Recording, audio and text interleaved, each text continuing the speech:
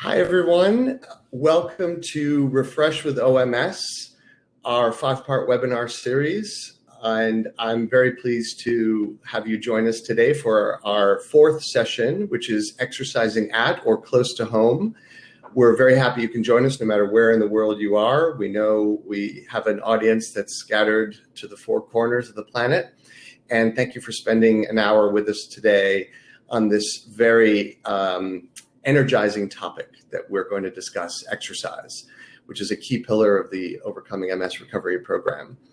I just wanted to start with a few housekeeping notes so that we can off with the right frame of mind. Firstly, I'd like to introduce myself. I'm Alex Twersky. I oversee global marketing and special projects for OMS, and I'm pleased to be sort of the master of ceremonies for the webinar today and for the Refresh series. I wanted to thank you all for joining us, and I wanted to let you know that today's session, like previous sessions, if you've joined us previously, is going to run for approximately 60 minutes.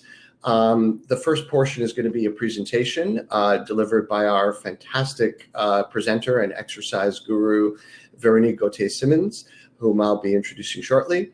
And she's going to deliver her presentation first, and after that, she'll be taking your questions. So presentation will run about 20-25 minutes, and then we'll have 35-40 minutes for questions.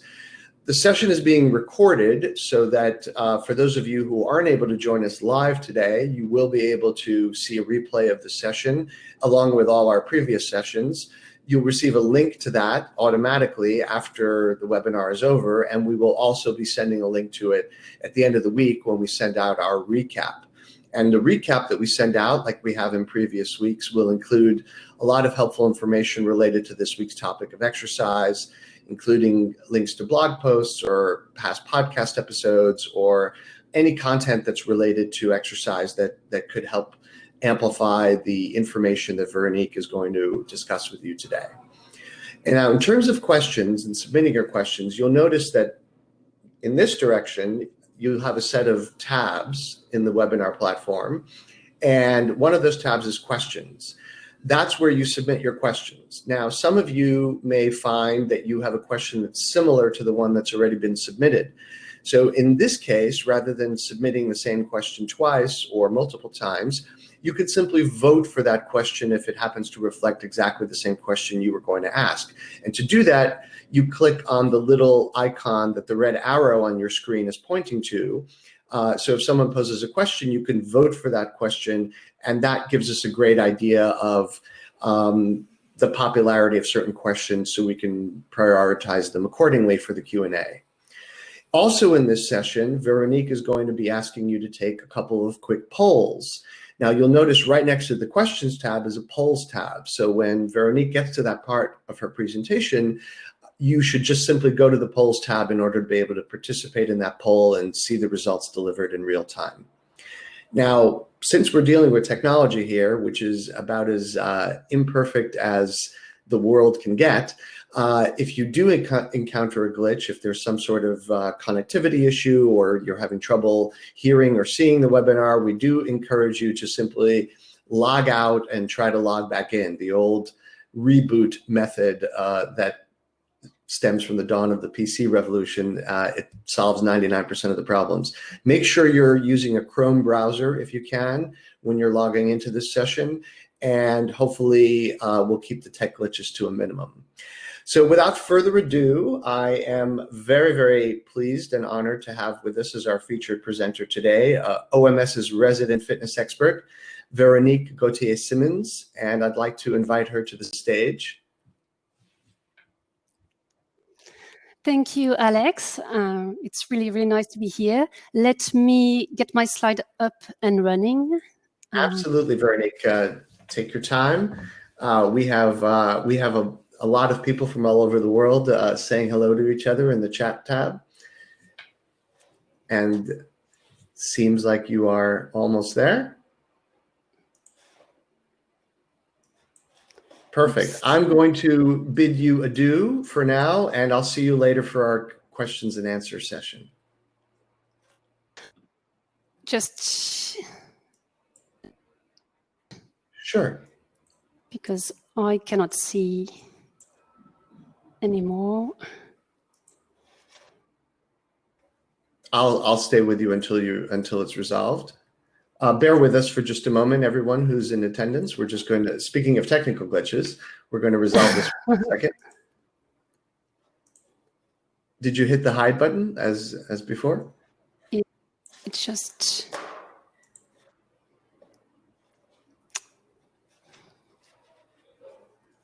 sorry. That's okay. Take your time. We have a captive audience. And they're all sending you hugs, Veronique, just so you know. I'm reading the comment stream, and you're getting a wave of virtual hugs from all over the world. Thank you. Thank you. I'm not sure what's the solution now. Well, what are you not able to see, Veronique? You're not able to see the presentation or the live storm. The live storm. Okay, so don't worry about that. When you get to the polls section, I'll just read you the results of the polls. That's all you need. You could just continue presenting as it is. So I'll join you back when the polls when you're ready for the polls. Okay, thanks a lot. So before we start, I have a confession to make. This is my first webinar, and I'm a bit nervous. Maybe that's why I did something wrong at the start. But I'm also really looking forward to it. And it's an absolute privilege to be hosting this webinar tonight, or this morning, or this afternoon, depending on where you are. I think I met some of you before, maybe in one of the wonderful retreats organized by OMS in the past. And if not, I'll introduce myself. So my name is Veronique Gauthier-Simmons, and I'm French, just in case you haven't noticed it.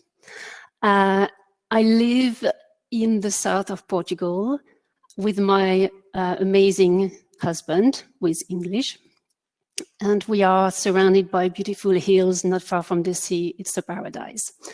I was diagnosed with relapsing remitting MS on the 4th of February 2000. I know the date. So that's over 20 years ago. And the first 7 or 10 years were really, really, really bad, but I'm now fantastic. Not I'm fantastic, but I feel fantastic. I've been on the OMS program for 8 years. Stop it, because I really feel better and stronger all the time. And I've been a facilitator for OMS for 3 years, and I was very lucky to lead many exercise sessions in previous retreats. So tonight, I'd like to talk about physical activity and MS. It's important, especially now in the current challenge, in the current crisis. But I want this session to be as practical as possible, and I'd like to talk about what you can do and how you can practice safely while staying motivated. But first, let me start with a quick recap on the benefits of exercise for the general population. So I'll go through this slide very quickly, because we know that exercise is very good for us. It improves general health. When you exercise, you sleep better. It helps to maintain a healthy weight. It helps to manage stress. Overall, the quality of life is better. There are also many studies now showing that exercise helps to prevent some conditions, the risk of developing some conditions such as type 2 diabetes, cardiovascular disease. It helps to prevent falls or depression and dementia, joint and back pain, and it also helps to prevent from cancer such as colon and breast cancer. So that's for the general population. we know that exercise is good, but there is now a shift from saying that exercise is good to stay fit to saying that exercise is important for your health. And you now have, for instance, doctors prescribing exercise to their patient. So that's really important. But what about us living with MS? So when I was diagnosed 20 years ago, at the time I was into step aerobics and squash, and my neurologist advised me to that exercise, the temperature, the body temperature increases, and some of the MS symptoms come up. So it was thought that this was bad for us. But since then, there are loads of studies and research showing that this is not the case. It's actually good for us, even if the symptoms come up when you exercise. So these are some of the benefits for people with MS. Obviously, exercise is good to maintain and develop muscle strength. And this has an impact on your mobility, your posture, on daily activities. So you can do more things if you have strong muscles. And you might know this saying that either you use it or you lose it. And that's the case for muscles. It also helps to maintain walking speed.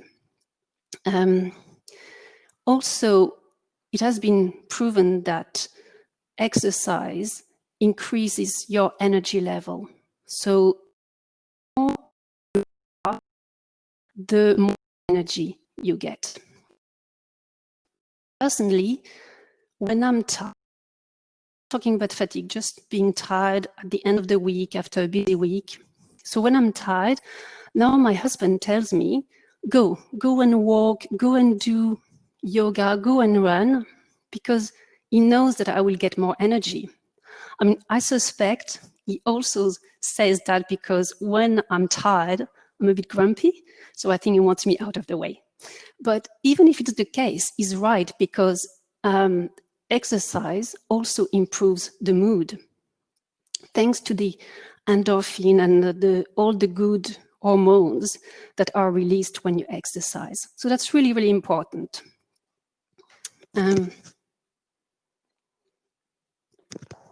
Another really important impact of exercise is on sexual function. So we know that, for instance, doing cardiovascular exercise is good for blood circulation, so it improves sexual function. You can also do some strengthening exercises that allow for better muscle control. And it's also good for the libido. I don't know, but if I'm really tired and then my mood is a little bit down, then between having sex and a good cup of tea, I'll probably go for the cup of tea. But when you exercise, everything gets better. You've got more energy, you're in a better mood, and that improves the libido as well. The next topic is bladder and bowel function. And I know this is a delicate subject, and we're not very at ease talking about it, but there is an impact. For instance, in yoga, there are loads of poses that are really good when you've got, for instance, constipation, but you shouldn't do them when you've got diarrhea or loose bowels. Or you also have poses that are really good for mild bladder issues. So ideally, you want to be able to talk about it with your instructor or your teacher, or at least try and find information about what you should do and what you shouldn't do. But there's definitely as well an impact in this area. But altogether, exercise improves our quality of life, just the same as for the general population. The better we feel. But it's not all. There's now as well studies showing that exercise improves the MS progression. So exercise stimulates the formation of neurons and also the connections between neurons. In a way, that's really, really good to know. People with MS who exercise show an increased level of neurotrophic factors. So if you want to know more about neurotrophic factor, I would suggest you ask Dr. Johnny White next week. The only thing I know is that there are biomolecules that help to repair the neurons. And I think that's really, really important. There's also now more research showing that those who exercise the most show the least amount of brain shrinkage. So we know that everybody brain shrinks. And for people with MS, the brain shrinks faster. But with exercise, we can slow this down. And there's really interesting research done by Professor Algas in Denmark, showing that after 6 months, people with MS who did resistance training showed a reduction in brain atrophy. And also that small areas in the brain started to grow again. And I think that's really, really amazing. Maybe that's another saying you might have heard before, that exercise makes you smarter. Okay, it doesn't mean that people who exercise are smarter than people who don't exercise. What it means is that when you exercise, you are smarter than you would be if you didn't. Personally, I think it's true. Not that I'm particularly smart, but I think when I exercise, I feel a little bit sharper. I feel my brain is quicker. I feel my memory is better, and that's for me really motivating. When I'm struggling at the gym, I've got a personal trainer who's really pushing me very, very, very hard. Or when I train on my own, sometimes I like to visualize my neurons getting, repairing themselves or communicating between themselves, just as a motivation to keep exercising. So now helps you fitter, healthier, manage symptoms. Exercise may modify the course of MS. And that is really, really important to keep in mind. So I hope everybody now is convinced that exercise is good for us. However, I'd like to quote the Exercise and Sports Science Australia, saying that we all understand that exercise supports our physical health. However, during times of crisis such as this, it is the first activity we tend to ignore. Being active cannot only keep us healthy, it can also help us fight off infection. So I think that it is probably the first activity we tend to ignore, not necessarily intentionally. For instance, before the lockdown, I had a personal trainer and I was going twice a week to the gym. I also took a swimming lesson and I was going twice to the pool as well, to the gym, beside yoga and so on. So I had to stop. So these were 4 hours less.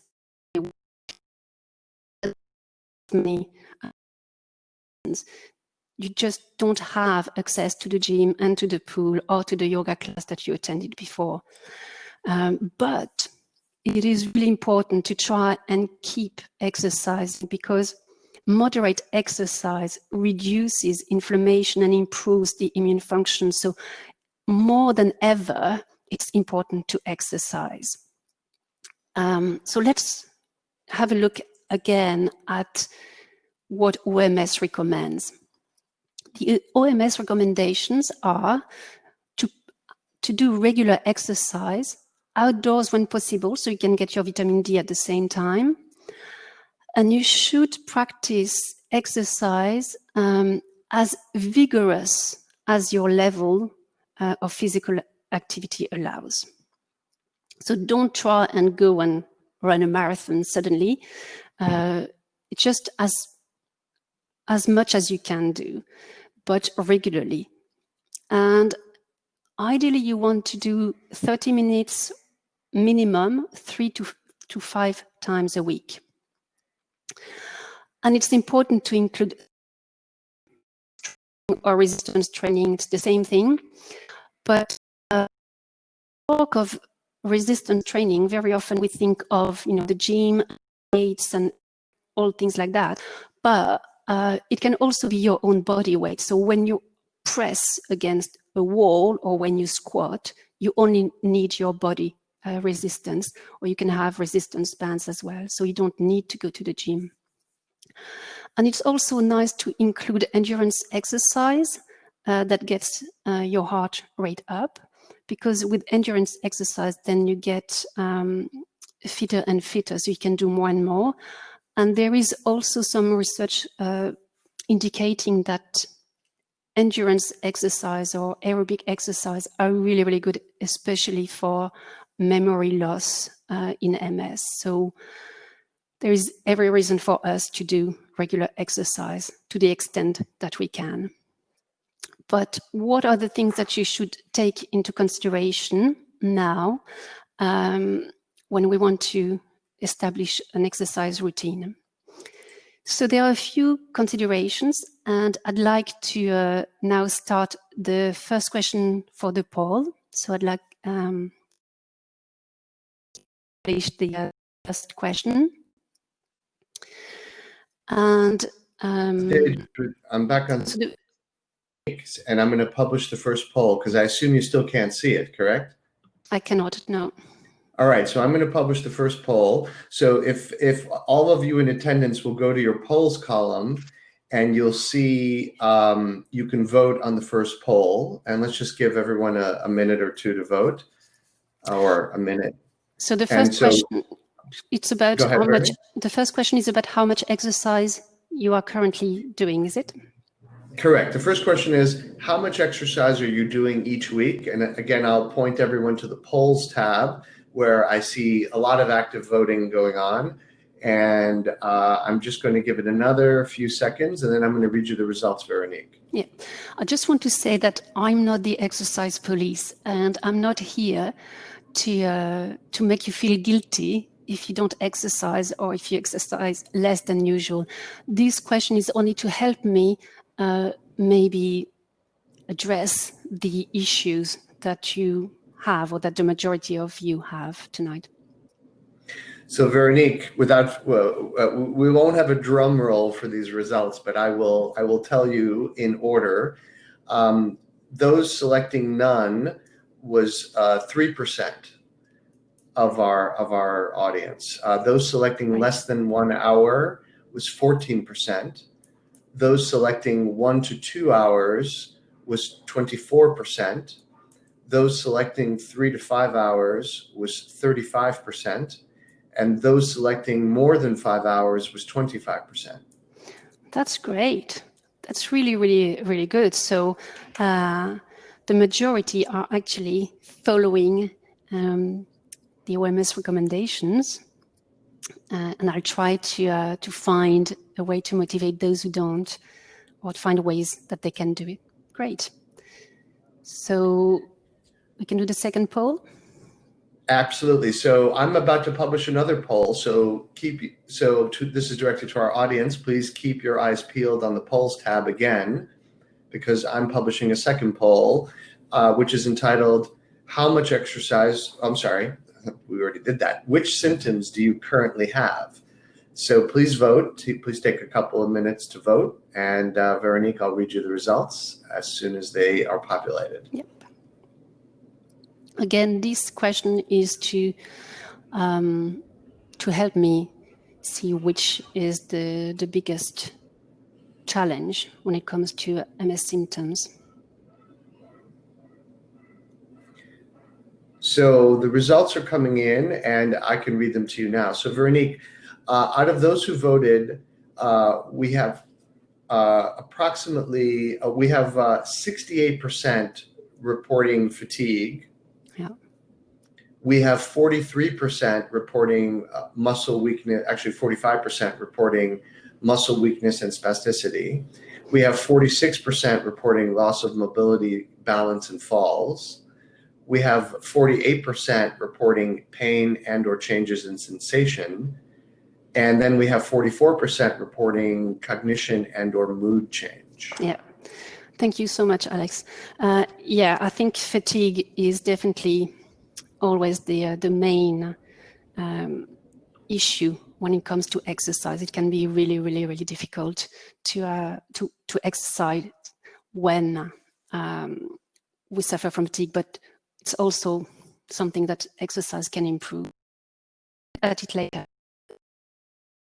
I think are really important. First, what do you enjoy doing? I don't think that we can keep unless we feel some pleasure in it. But I believe that always a way to find something that you like. And for those of you who say, I really, really hate exercise, sorry, but I can't do it, I would recommend a book by Dr. Kelly McGonigal called The Joy of Movement. And it's really nice. It's all about enjoying moving. And there's one idea that I really like is, for instance, if you have a song that you like, I'm sure most of us will have one song that they like a lot. When you make a cup of tea, play the song and just start moving, just dancing. And then do it again next time you make a cup of tea. And maybe the next day or the next week, play 2 songs and start feeling how good it is just to move, because it does feel good just to move. It doesn't have to be exercising first. But once you regain this pleasure of moving, then you can look at doing exercise. So there are lots of ideas in this book, and I highly recommend it. The other thing that is really important, especially now, is what fits with your lifestyle.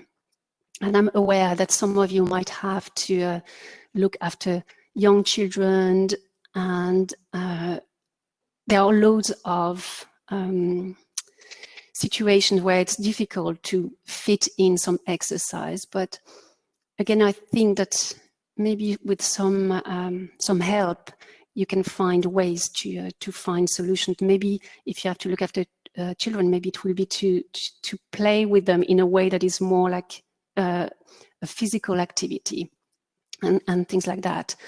So next, I'd like to share a couple of ideas. They are not, they're very simple ideas, but first, things like online classes. With the current COVID-19 epidemic and lockdowns, there are more and more teachers actually offering online classes. So you can have a look. Some are for free on YouTube. You can also look at some classes specific for MS. So you've got, for instance, the MS Gym or the MS Workouts with completely different styles, and there's some style for everybody. I also will give a list of links at the end of this presentation, and you can just check them whenever you want. You also have some apps, and I would like to let you know that OMS is going to release an app in the coming months, and there will be some component for exercise, something to help you stick to the OMS program. So have a look for this as well. That should be a nice way to keep you on track and keep you motivating to go on. If you are used to going to the gym, maybe you can also create your own program. And I'm going to give you later some kind of rules that you could follow to create your own program. You can also ask your teacher or your instructor, and I'm sure they would be ready to help you as well create your own program at home. Again, I think that you can do a lot without weights or dumbbells or without any specific material, just with your own body weight and maybe with elastic band or something that you've got at home. During the OMS retreat, I always encourage people to find an accountability partner or a buddy, and it's just a way to keep motivating yourself. That you are doing the exercise and you check that they are. Personally, I don't do it for exercise, but I do it for meditation. I've got a couple of friends, and not all the time, but sometimes when we feel, yeah, I need a bit of motivation to keep meditating, we just text one another. And, you know, when it's 6 a.m. and you've got a text from a friend saying, I'm meditating, then you're like, okay, I'll be a good girl. I'll get up and I'll meditate with, you know, even if we're miles away, it's nice to know that someone else is meditating at the same time. And with exercise, it can be the same, or you could even exercise together and have a little video conference and do your exercises together. But it's important to be safe. For safety, I just would like to remind you of a couple of things, like stay hydrated, yeah, and also make sure that when you exercise, there's nothing lying around. In particular, cables. You know, like if you watch a class on your laptop, on your phone, make sure that there's no cable that you can trip on.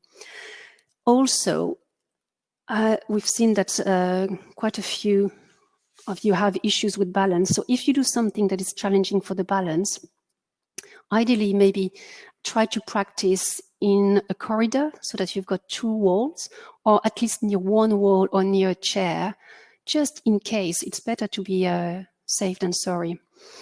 Also, if you join, if you want to do a class online, you haven't done any class with the teacher before, you're not sure, then watch it first and then see what you can do. And also, you know, make sure that you can pause and that you can take your time. There's no rush. So these are some basic safety recommendations. Now, to stay motivated, personally, I find it very useful to set goals and maybe to join challenges, but that's probably my personality type. But setting goals is really important. It's really important to make sure that you don't overdo it, especially if you are like me. I mean, I'm always setting goals like really, really high. But now I've learned to be a bit more mindful, a bit more careful with my body. And setting goals could be just to maybe walk up the stairs,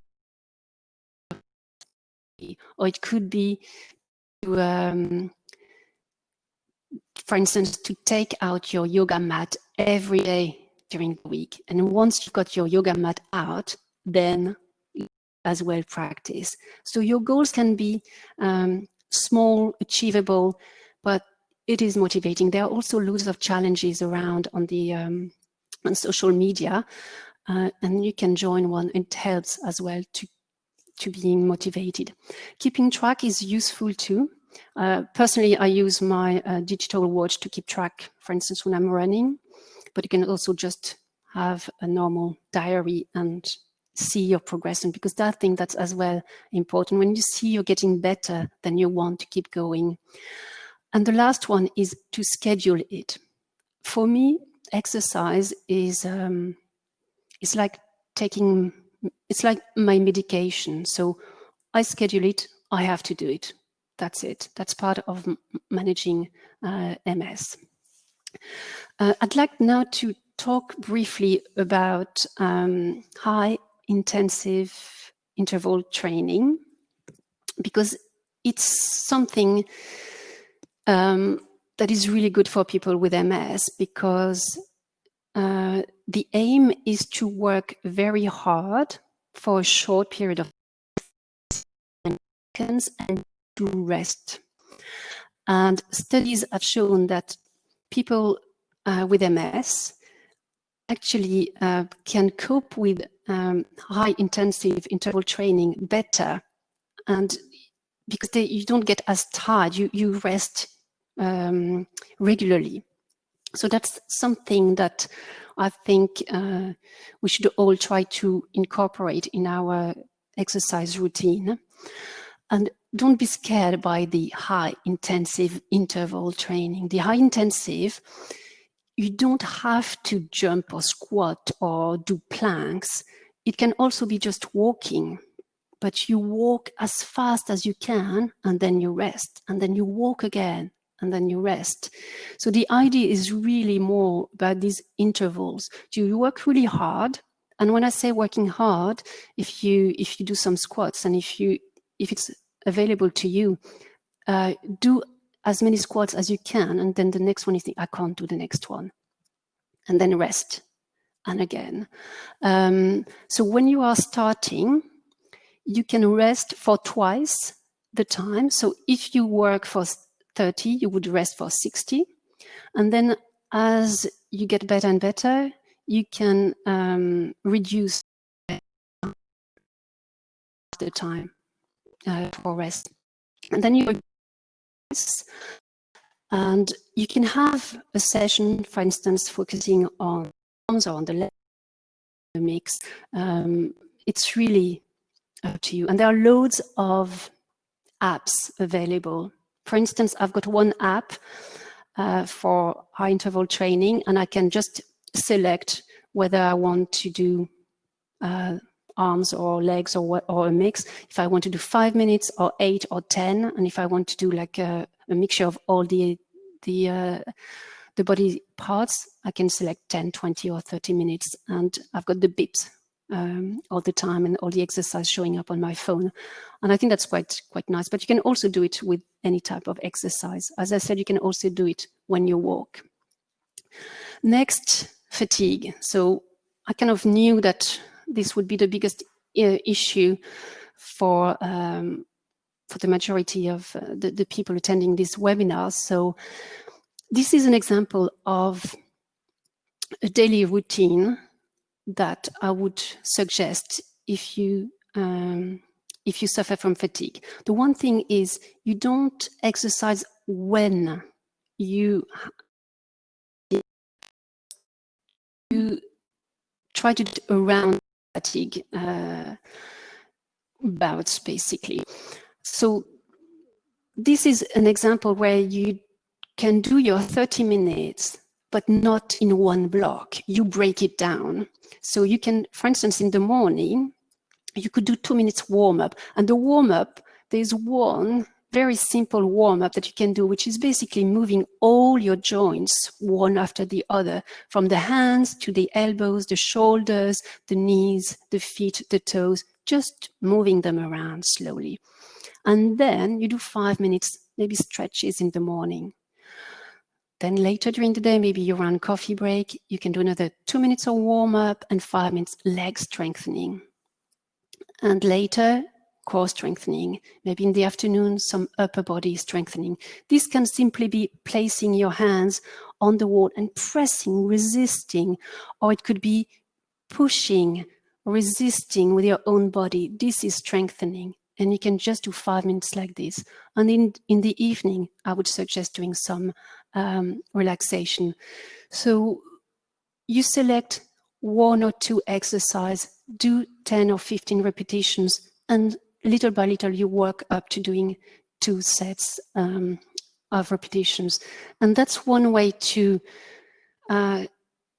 exercise despite fatigue, which I know is really difficult. But we have to remember that exercise can significantly reduce fatigue levels, so it's important to exercise. I'd like to share this as well. It's a very easy exercise plan. I think you could download it this week from OMS social media. You can download it. So aiming to 30 minutes times a week, strengthening stick somewhere on your wall and just try to follow it and see how it goes. So to conclude, I think it's important to remember that even 10 minutes makes a difference. So you don't have to run a marathon. Moderate exercise regularly is great. And if you can't do 30 minutes because you are too tired or because you are in pain or you've got balance issues, then do 10 minutes. It's better than nothing. And maybe later you can do another 5 or 10 minutes. Try to break it down if it's too much in one go. And remember to adapt to your condition and be flexible. Don't blame yourself if you wanted to do a class and you can't do it, but try to work around it and adapt. And is even more important now because it will help us fight off infection. I mentioned earlier a couple of resources. So there are some videos on Overcoming MS website. So it's a good resource, and the MS Trust has as well some exercise section. The 2 subscription website, MS Workouts and the MS Gym, check them out. They also have some free videos on YouTube, so you can have a look. I also like the Johns Hopkins College Center. They've got a YouTube channel. They offer high interval intensive training, yoga, body weight. They've got loads of things. Exercise Right is on a website. And otherwise, you can just ask Uncle Google. And I'd like to finish now by announcing next week webinar. The 5th webinar is with the absolutely amazing Dr. Jonathan White next Tuesday. He knows everything about OMS and he can explain everything in such a simple way. I highly recommend attending this webinar, and remember that you need to register. So just go ahead and register and enjoy it. And that's it for me, at least for the presentation. I'm ready to answer any question. So Veronique, thank you so much. My heart rate is already up just by through all of the wonderful exercise recommendations and strategies you recommended in the presentation. I want to, without any pause, I wanted to, and to keep our heart rate and our pulse up, I wanted to open the floor up to questions. And I have our first question for you, Veronique, from Chris, who asks that after around 30 minutes of cardio, he tends to get drop foot. And he generally tries to carry on running or training, and it disappears once he cools down. Is he causing any damage to himself by continuing to train? No, not at all. And there are basically 3 types of fatigue. Yeah, there's the first fatigue, which is the primary fatigue, which is the MS symptom. There is secondary fatigue, which is due to too much. For instance, if you didn't sleep enough, or if another reason, and it's a side effect, so you should deal with that. And then there's the neuromuscular fatigue. And the foot drop is what happens when you've got this neuromuscular fatigue, which is basically when you move your body, then you get tired. But the good thing is that it doesn't last. When you rest, it's gone. And that is, so that doesn't impact on the progression of your MS. It's really good. The more you keep doing it, the less it will happen. So keep doing it. Really, it's not a problem at all. Veronique, our next question comes from Huey, who asks, should I limit how much exercise I do? Can I over-exercise? And could that lead to worsening MS symptoms? Mm-hmm. There was recently on social media, there was an article that was being shared showing a graph. So maybe I'll mention that because it might be linked to that. It was a graph showing basically on this side the risk, for instance, of developing respiratory infections compared to proportionate to the the amount of physical activity that you did. And it shows, so at the beginning, if you don't exercise at all, you've got a high risk of getting an infection. Yeah, and then the more you exercise, the less, the lower the risk, until a moment where it was the other way around, and where it goes up, where the more you exercise, the higher the risk. And I think this graph in a U shape was shared a lot on social media, and there were some questions about the benefits of, intense activity. So it's true that excessive exercise can be damaging in the sense that you would have more infections, but this intensive, excessive exercise would be like if you ran, extreme marathons, like 50 kilometers at one go under high temperature. And the research paper that talked about this curve also suggested that the biggest risks were actually linked to the fact that people traveled to attend event competitions, and it was actually the stress that was causing these issues.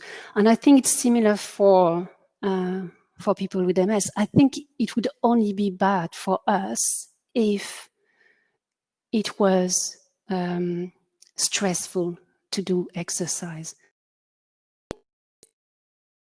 Attend lots of competitions around the world, and you have to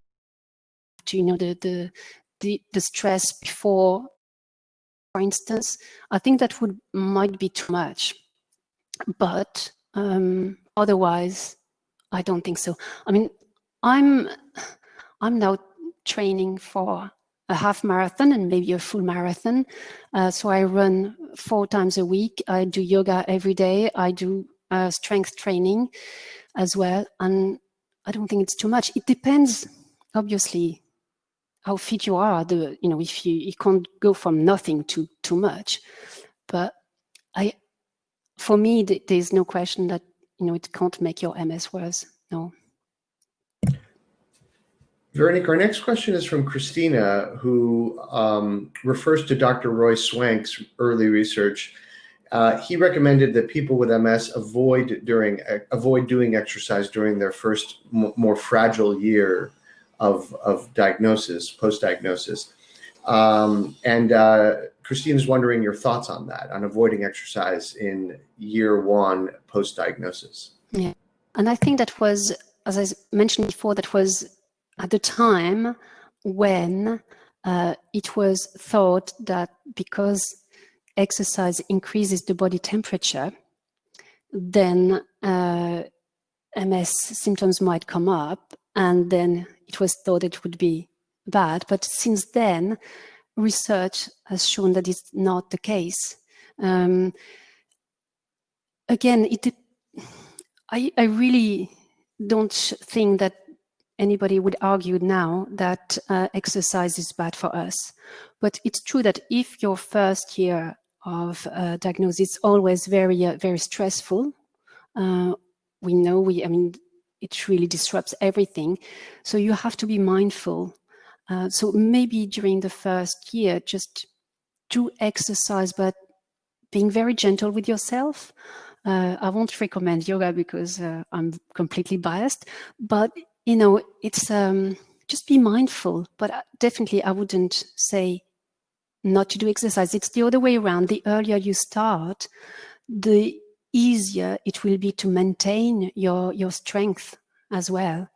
So no, I would definitely say start as soon as you can.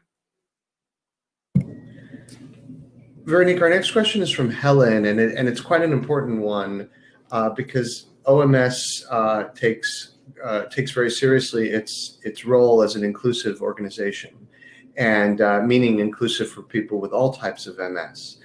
And Helen's question is that relates to the fact that she feels that some of our suggestions may be slightly biased towards people with relapsing remitting MS who are still pretty fit and may be able to do things like running and cycling. But Helen has primary progressive MS, and she has certain limitations. So what advice do you have and support do you have for people like her and other people with MS who may have physical challenges or limitations in terms of exercise? The problem is that it's actually, the challenge is even harder now, because there are possibilities as well to exercise, but in usually with the machines that are available only in MS centers and so on. I'm talking about electrical bikes and so on. But I think it is more challenging, obviously, but there is also a lot that you can do. I've had many clients in my yoga classes with progressive MS, and you just need to find a way to adapt. And maybe with my students, I would help them move their ankle, rotate the joints, and I would use loads of props and so on. But obviously, when you're on your own and you can't go to a class, it's more difficult.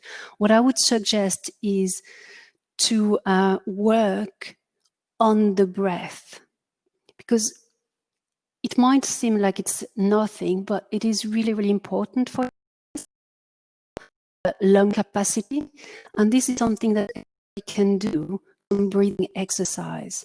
So even if nothing else is available, some breathing exercise, and then go for activities like yoga or swimming, or let's say physical activity in the water rather than swimming. But yeah, it's definitely more challenging now with the crisis. But in doubt, always go back to breathing exercise and gentle stretching as much as you can do. Thank you, Veronique, for those tips. Our next question comes from a different Helen, who has secondary progressive MS, and her question is, she doesn't feel the endorphin rush, the endorphin experience. Do you have any ideas why? Oh, I do feel it. I never heard that before. So I'd like to know what type of activity. I do feel the endorphin type of activity. So for me, the biggest is the running. I don't feel it much. I actually don't feel it at all when I do strengthening.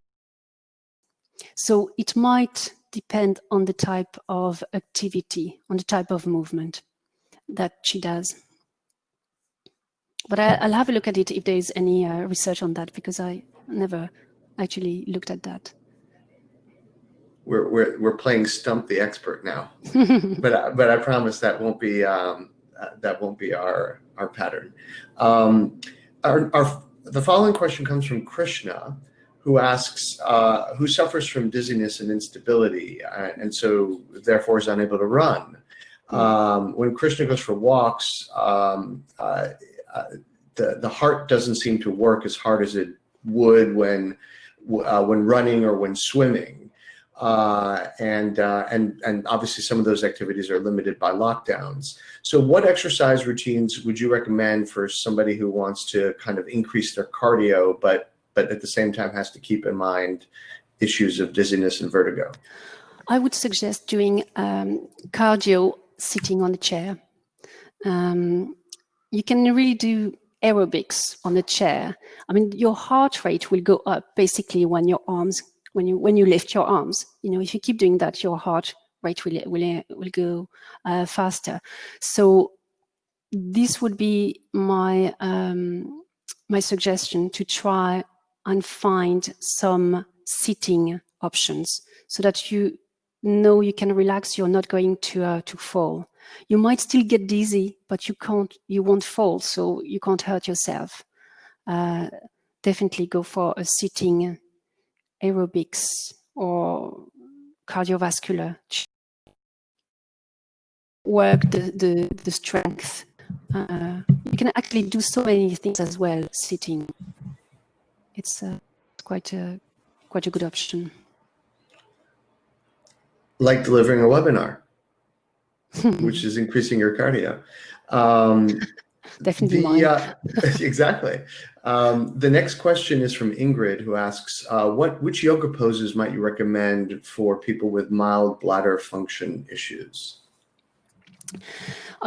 There are actually quite a few exercises, but it's actually not a pose as much as a practice. So I don't know if she is familiar with the concept of the logs, the bandhas, but they are basically ways that you kind of strengthen your inner core muscles, and that will help with mild bladder issues.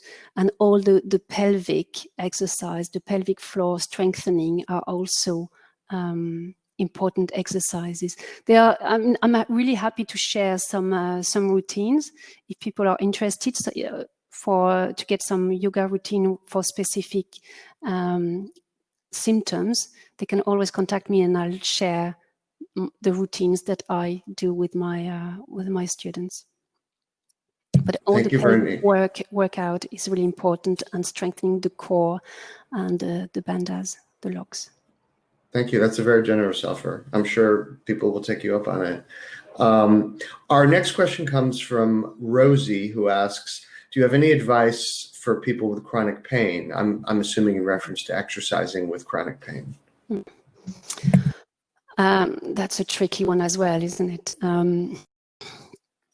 I think for this one, I would link it to meditation and relaxation, because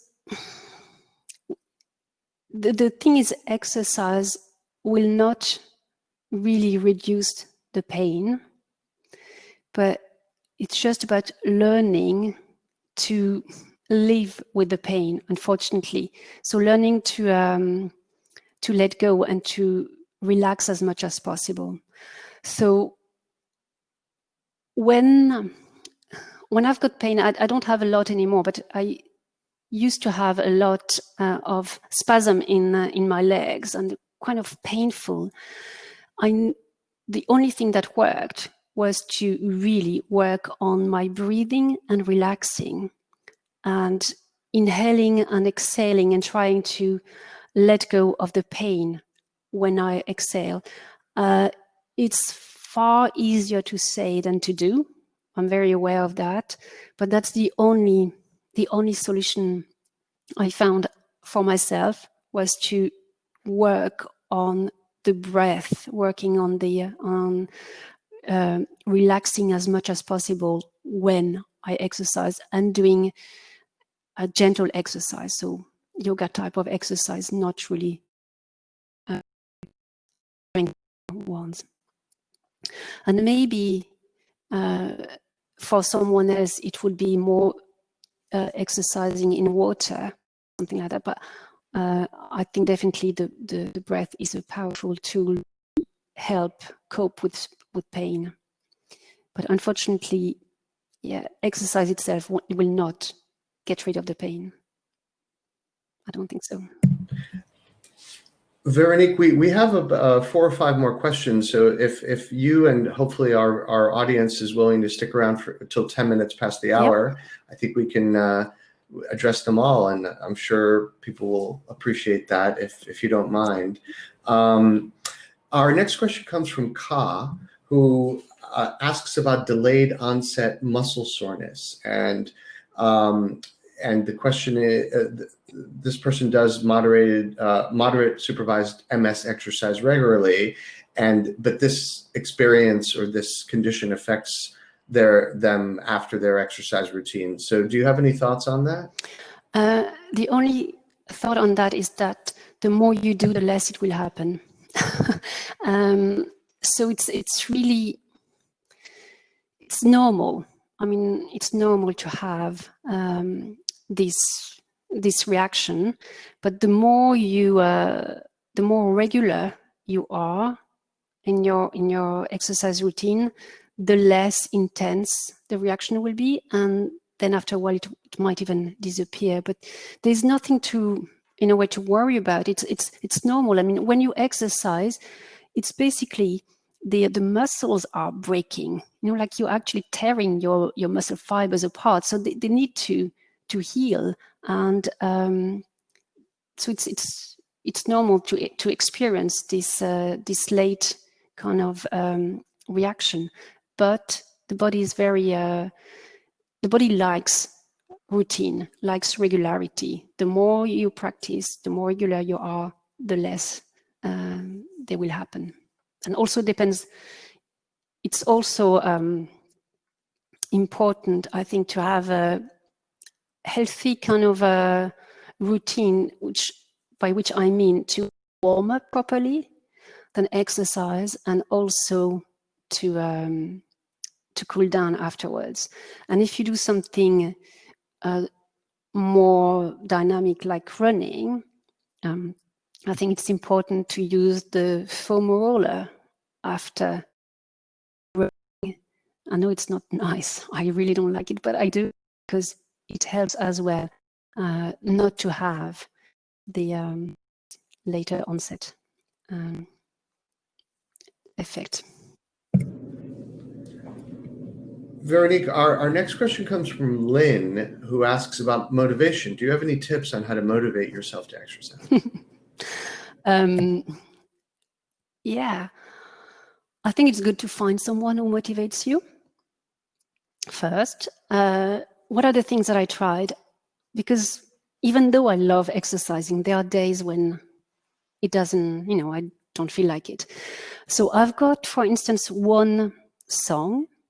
It's a yoga song, Mool Mantra, and I know that if I play it, I want to do yoga. It's just because it's part of a routine that I really enjoy, and I know I play it, I'll go and do something. As I said before, maybe to find a partner, a accountability partner or a buddy to actually push you to do it, even if you don't practice together, even if they are miles away, just to remind you, to call you and say, now it's the time. At one stage, that was years ago, that was when I was really struggling with MS symptoms, and I just didn't have the strength to motivate myself, but I actually always put a reminder on my bedroom door. So I had a little drawing reminding me to exercise.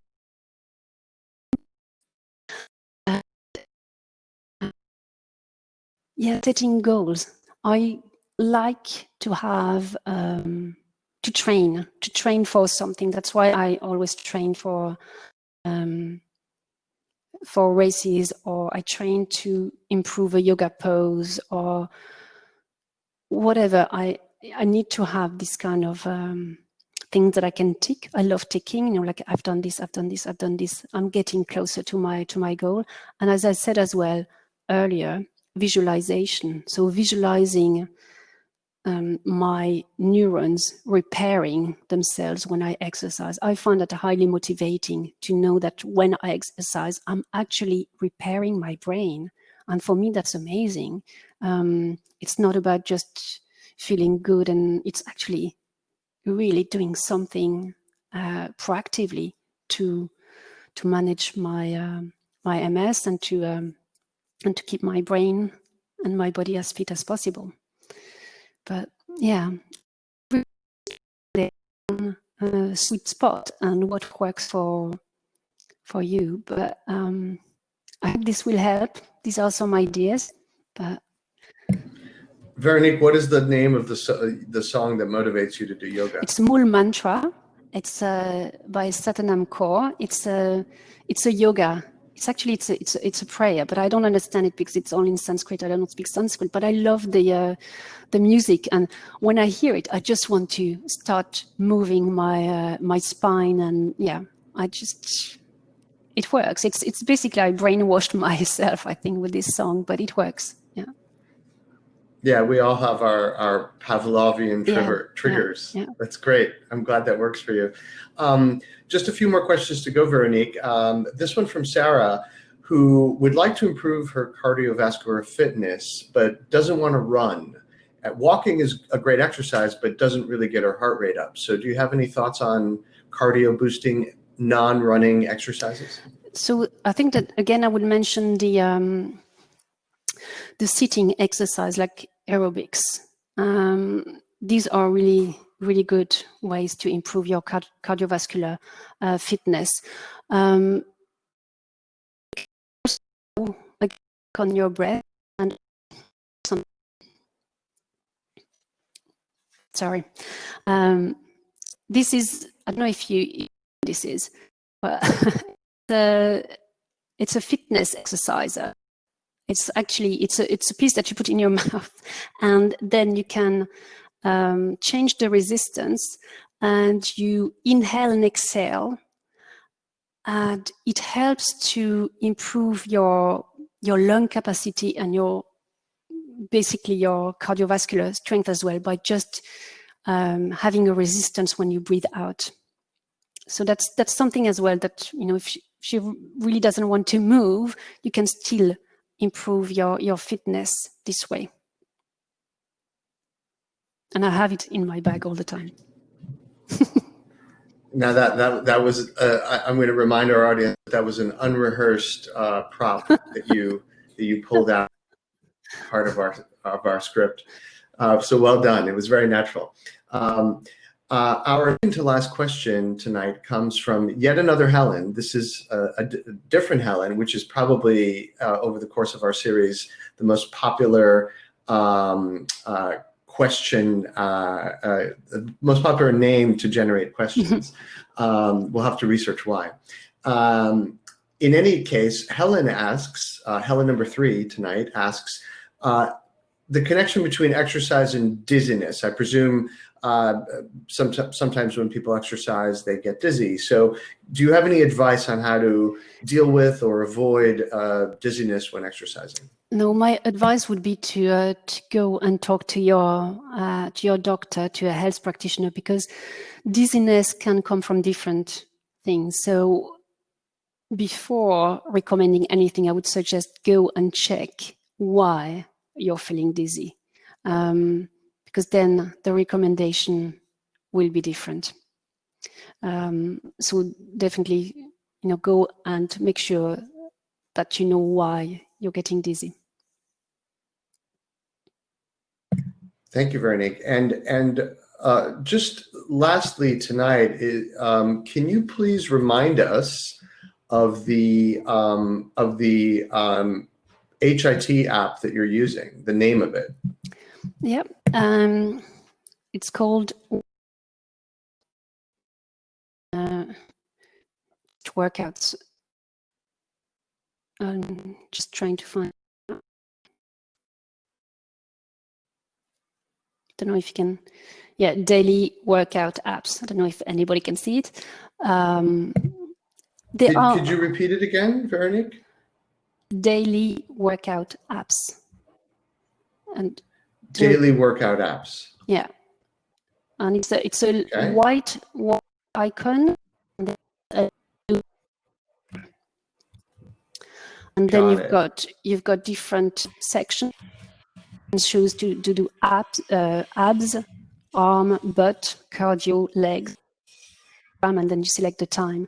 And it's really useful because one of the issue when you do high interval training is to this timer as well. You need to, if you do like 30 seconds, it's really, looking at your watch 30 seconds is not very handy. Whereas if you've got an app, it will count, and then there will be a bell, and you do the next one, and it shows you what exercise to do. And sometimes I want to do the exercise that they show me, so I do another one instead, but I still hear the timer, and that's very useful. And there's at the moment a very popular type of high intensive interval training called Tabata, which is slightly different. It's where you exercise for 20 seconds only, and then you rest 10. But that's pretty tough. But that's another one if people like it. Veronique, thank you so much for such an informative and heart rate raising webinar. You've dispensed a ton of great information. I'd like to thank everyone who attended today's session, and thank you for staying with us a little bit over the break of the hour to listen to Veronique's insightful responses to all of your questions. I'd like to remind everyone, as Veronique did earlier, to feel free to register at the link or the prompt that you see popping up on your screen for next week's final session of our Refresh with OMS webinar series, which is all things OMS Q&A, which will be presented by Dr. Jonathan White, and he will essentially be spending almost the entire session taking your questions, and we invite you to submit those questions prior, but also you'll be able to do so live during next week's session. And Johnny will also provide a nice brief recap to the previous 4 sessions that you've been attending or listening to the replays of. Veronique, I'd like to thank you personally on behalf of the organization, of OMS, myself. Thank you so much for your time and your wisdom and your motivation to get us all out there into the sunshine, exercising and doing as much exercise as each of us is able, each to his or her own capacity. Thank you, and all the best to everybody. If I can help, just contact me via OMS. I'll be more than happy to help. Thank you so much. Veronique, enjoy the rest of your evening. Thank you all for attending, and we look forward to seeing you next week. Same time, same place. Bye. Bye-bye.